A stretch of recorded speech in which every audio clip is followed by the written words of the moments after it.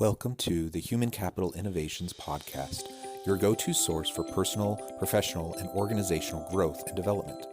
We hope you tune in often for all things people management, organizational development and change, organizational leadership, and social impact related. Maximize your personal and organizational potential with Human Capital Innovations Podcast.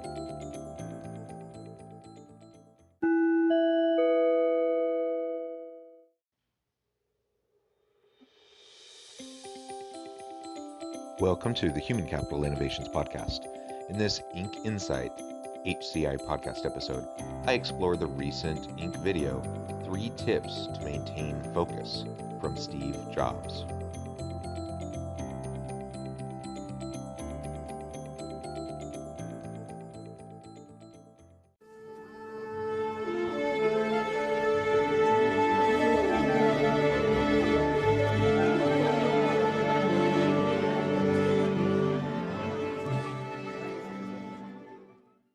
Welcome back to the Human Capital Innovations Podcast. It's great to be with you again today for this Inc. Insight HCI podcast episode. Today I'll be exploring the recent Inc. video, 3 Tips to Maintain Focus from Steve Jobs. The late founder of Apple shared his secrets for maximizing focus and productivity. I'm going to share a little bit of my insights as we go through and break down this short video. Thanks for joining me, and I'll catch you on the flip side of this first clip. Steve Jobs is most famous for founding Apple and turning it into one of the biggest and most valuable brands ever. Jobs credited much of his success to one word: focus. At the 1997 Apple Worldwide Developers Conference, Jobs shared this brilliant piece of advice. People think focus means saying yes to the thing you've got to focus on, but that's not what it means at all. It means saying no to the 100 other good ideas that there are. You have to pick carefully. I'm actually as proud of the things we haven't done as the things I have done. Without focus, our ability to think, problem solve, and make decisions will suffer. Here's Steve Jobs' 3 tips to get focused. So clearly a big part of Steve Jobs' success was his ability to focus. Now, he's been criticized for not being the kindest of people, the best boss to work with, etc.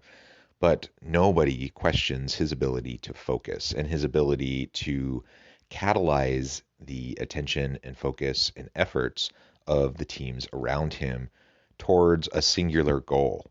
And ultimately, he created one of the greatest brands ever in the history of the world, with tremendous brand loyalty and customer loyalty to that brand.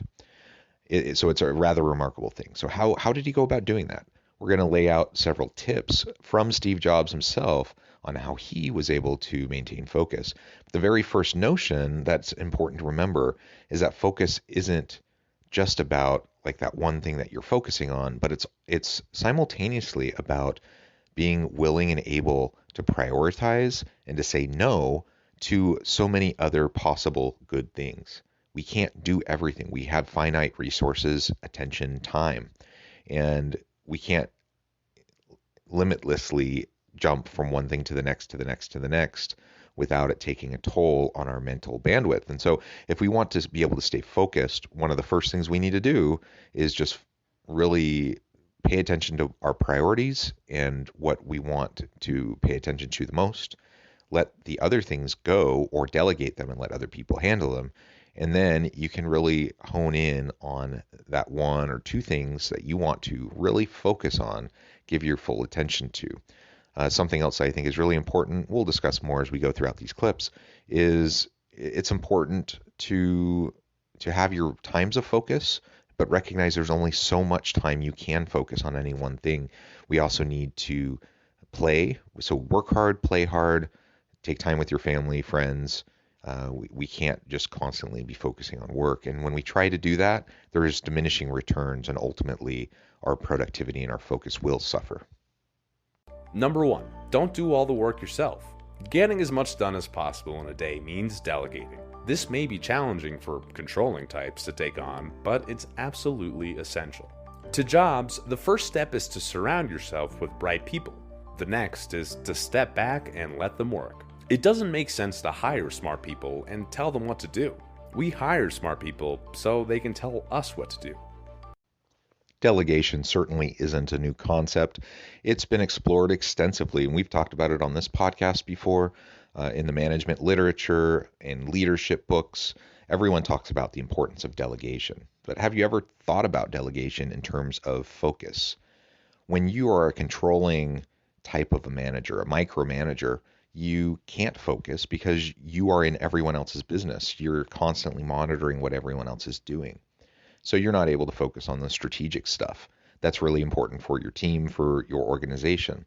So the number one step to being able to focus is to be surrounding yourself with really great people that you trust, that you can share power with, and ultimately delegate to them a lot of the things that need to be done. And as was mentioned in the brief clip, ultimately, if you have great people around you, you certainly don't want to micromanage them. You want to empower them, you want to support them, and then get out of their way and let them do their work. Ultimately, they'll come to you with questions, with challenges. You can provide some guidance and direction, but they'll tell you what to do rather than you telling them what to do. When we can delegate in that kind of a way, then that exponentially expands your ability to get stuff done. So productivity is about delegation, and focus is about delegation. If we can't delegate, if we're constantly having to mentally monitor everything that's happening in our team, then we're not going to be able to get anything done. Number 2, say no to interruptions and distractions. Technology is one of the greatest gifts of productivity and one of the biggest obstacles to maintaining good focus. The constant distractions from notifications can easily take you off track. Instead of letting tech manage you, manage your tech by avoiding jumping into emails when you start your day. You may get sucked into a whirlpool of others' needs, so do this last. Then, when doing work that requires flow and sharp focus, go airplane mode, turn off notifications, and place that phone in another room. I love the idea of going airplane mode. Ultimately, if we want to be able to focus, we can't constantly be getting dinged on our phone and getting distracted, whether that's emails, whether that's Slack, Teams, whatever. There's so many different apps and technological tools that can help us get notifications on a whole variety of things. Now, that can be helpful. It can help you be productive. But if it's constantly interrupting your flow when you're trying to really tightly focus on a very specific thing, a challenge, a problem, you're never going to get anything done because you're never going to get into that flow. So ultimately, be willing to just take time where you literally turn those other things off. Don't pay attention to your email, turn off your phone, don't look at the notifications. You know, if you think you might get a call from your boss or, you know, from an important constituent, by all means keep your phone on, I suppose, but put it on vibrate and try not to worry about it until you're done with your block of time. And it doesn't often take a huge block of time. Maybe you need an hour, maybe you need 2 hours. People can survive without you for that amount of time. They can go about their day. You don't have to drop everything for everyone else all the time. So keep that in mind. Make sure that you allow technology to support you in your focus and in your productivity, not to distract you and to keep you from fulfilling your productivity potential.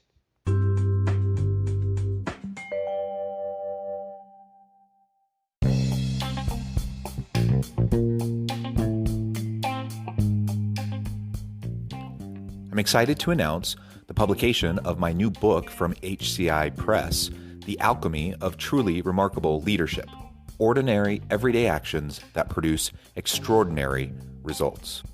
Consider how the nature of work has shifted over the past 50 years. With increased globalization, rapid technological advancement, and the shift in economic composition, the average job of today looks very different than the average job of 50 years ago. What will the jobs and organizations of tomorrow look like? Moreover, what does this all mean for organizational leaders? What are the core competencies and capabilities of organizations and their leadership that are prepared for continued disruption and geopolitical and socioeconomic shifts?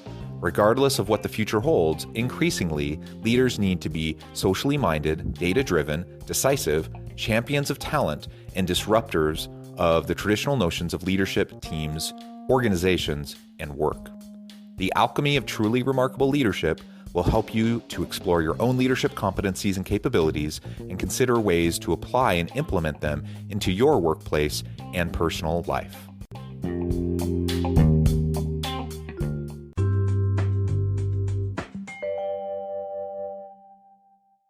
And number 3, avoid unrealistic goals. As you think of the countless tasks you're likely to face this week, avoid setting goals you won't likely be able to accomplish or you just can't take on. Be realistic about what and how much you put on your plate. While planning out your day, come up with 1 or 2 primary goals you want to accomplish before close of business. These should be goals that will propel you forward, not sidetrack you from your MO. To ensure success, break these down into smaller tasks in support of those goals, so it doesn't feel like you're staring up at Mount Everest when you begin your day. Realistic expectations are so important to us being able to get momentum in our productivity and in our focus. If we have unrealistic expectations and we have all these goals and this huge long checklist that we can never possibly get through during the course of our day, we're constantly going to be focused on that list and the fact that we're not checking things off as fast, as quickly as we'd hoped, and we'll get discouraged. And instead of focusing on what needs to get done and feeling a sense of accomplishment and then momentum because we are getting things done, we're just constantly discouraged. Let's flip the script, focus on just a couple things, break them down into subtasks, and then over the course of the day, you really just focus on those few things. Most human beings aren't capable of getting a whole long list of things done. You might have a random day where you just are in the zone and people aren't distracting you and you're able to just knock things out left and right. But that's not how most of us function most of the time. And most of the time, that's simply not realistic. So focus on reasonable expectations for yourself and for your team, for that matter. When you're leading your team, help model for your people how to set those realistic expectations and goals, how to break down those goals, and how to work towards fulfilling them without feeling overwhelmed and without allowing ourselves to get discouraged. As Jobs reminds us, focusing is about saying no. It isn't easy, but the payoff can be quite rewarding. I'm actually as proud of the things we haven't done as the things I have done. So for Jobs, focusing in large part is about being able to just say no. Don't say yes to everyone all the time because you can't possibly do everything. And the more success you have, the more people are going to come to you and ask for your insights, for your input, or ask you to be involved in this project or that project. And you only have so much bandwidth. And you get to a certain point where things just pile on and on and on, where there's a tipping point. And you get to the stage where you feel overwhelmed, and then your productivity in all areas can really suffer. So be willing, learn how to say no, be willing to say no to people. You don't need to do that in a mean way, and you can do that in a way that's still empowering and supportive to them, that's encouraging to them. You can even make suggestions of other individuals they might approach. But just be realistic with yourself and with them. People don't want you to join a project if you don't have the time to contribute. The last thing people want is for you to say yes and then not be able to do what you say you're going to do, or if they're hoping and expecting that you're going to do. So it's really a win-win for everyone when we can just learn to focus on what's most important, what our top priorities are, and to be able to say no when things are pulling us in other directions that really aren't as important to our overall strategy, our overall goal, whether it's for ourselves, for our team, for our organization, whatever. I really appreciate Jobs and his example for focus and productivity, his laser focus on getting things done, and surrounding himself with good people. He was a master delegator. He was a master of just really getting the best people in the room to tackle the biggest problems. And sometimes he was harsh, but he was not afraid to say no, and he was not afraid to challenge people who weren't fulfilling their own potential. Ultimately, I hope we can all fulfill our potential, fulfill our own unique individual potential, our team potential, our organizational potential. And as leaders, that's our biggest job, is to help those around us to fulfill their potential as well. And that happens as we help them learn how to focus. Thanks for joining me for this episode of the Human Capital Innovations Podcast. As always, I hope you stay healthy and safe, that you can find meaning and purpose at work each and every day, and I hope you have a great week.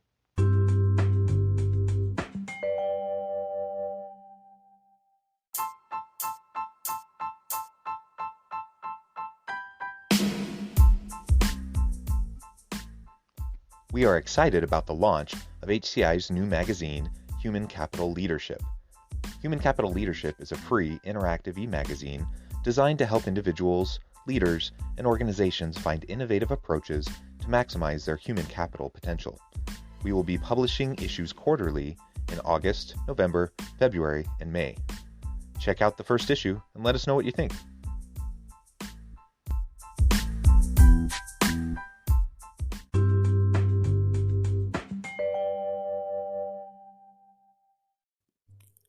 Thanks again for joining us for this episode of the Human Capital Innovations Podcast. I hope you stay healthy and safe and that you have a great week.